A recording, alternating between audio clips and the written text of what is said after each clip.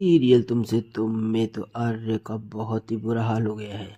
जब से अन्नू की शादी तय हुई है तब से आर्य अन्नू के बारे में नहीं सोचना चाहता, क्योंकि उसे उसका कोई अधिकार नहीं है।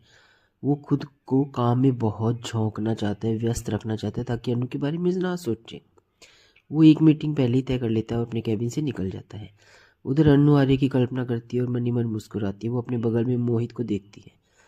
मोहित उसकी तारीफ करता है, अन्नू उसे धन्यवाद देती है। आर्य फिर से अन्नू के बारे में सोचने लगता है। उधर झंडे को पता चलता है कि आर्य तो मीटिंग में पहुंचा ही नहीं है। वो उसके कैबिन में जाकर उसे ढूंढता है। वो सोचता है कि आर्य कहाँ चला गया। उसे नीतू बताती है कि आर्य एक मीटिंग में गया है। झंडे कहता है कि आर्य तो वहां तक नहीं पहुंचा है।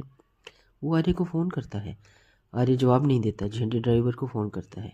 उसे पता चलता है कि आर्य कार की चाबी लेकर अकेला ही चला गया है।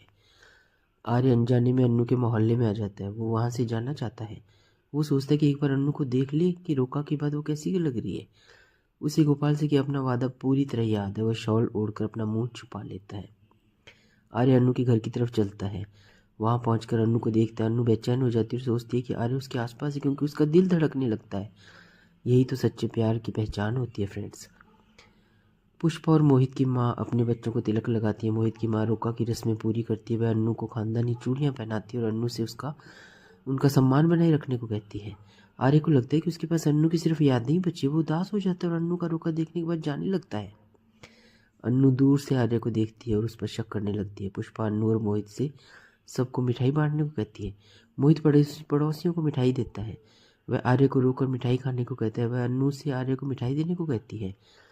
अन्नू आर्य के पास जाती है। आर्य वहां से चला जाता है। वह नहीं चाहता कि अन्नू से पहचाने, लेकिन अन्नू आर्य के पास चली जाती है। उसका नाम लेती है। आर्य रुक जाता है, उदास हो जाता है। अन्नू रोने लगती है। इतने में मोहित वहां आता है और आर्य वहां से चला जाता है। मोहित पूछता है कि वह यहाँ क्यों है। पुष्पा उन्हें आवाज देती है। आर्य शॉल फेंक देता है। वह गुस्से में पागल हो जाता है और फुल शराब पीता है। अपनी कार में बैठकर चला जाता है। गायत्री आर्य के लिए प्रार्थना करती है। माँ जो है